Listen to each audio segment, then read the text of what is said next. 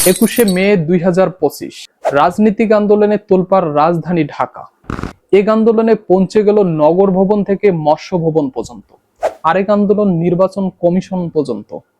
অন্যদিকে সেনা কর্মকর্তার উদ্দেশ্যে বক্তব্য রাখলেন সেনাপ্রধান জেনারেল ওয়াকারুজ্জামান। পরে বিভিন্ন গণমাধ্যম থেকে জানা গেল একটি জাতীয় চলমান ইস্যু নিয়ে কথা বলেছেন সেনাপ্রধান। ইস্যুগুলো হলো জাতীয় নির্বাচনের তারিখ, সংস্কার, করিডোর, বন্দর ও মব ভায়োলেন্স।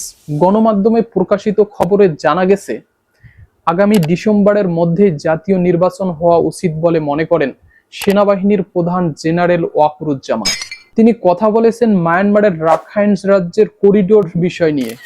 এ ব্যাপারে জেনারেল ওয়াকারুজ্জামানের বক্তব্য হলো, এই সিদ্ধান্তেও একটি নির্বাচন সরকারে আসতে হবে। তার কথায় চট্টগ্রাম নিউ মডিং কন্টেনার্স পরিচালনা সংক্রান্ত চলমান ইস্যুটি ফুটে উঠেছে। এই সিদ্ধান্তটি রাজনৈতিক সরকারেই নেওয়া উচিত বলে মনে করেন তিনি। আর সংস্কারের খুঁটিনাটি বিষয়ে তিনি অবগত নন জানান সেনাপ্রধান। জেনারেল ওয়াকারুজ্জামানের বক্তব্যের পর দেশের অনেক জাতীয় সিদ্ধান্ত রাজনৈতিক হিসাব নিকাশ উল্টে যেতে পারে বলে ধারণা করেছেন রাজনৈতিক বিশ্লেষকরা। কেউ কেউ বলেছেন সেনাপ্রধানের এমন বক্তব্যের জাতীয় নির্বাচনের সুনির্দিষ্ট তারিখ ঘোষণার ক্ষেত্রে অন্তর্বর্তী সরকারের মনস্তান্ত্রিক চাপ সৃষ্টি করতে পারে।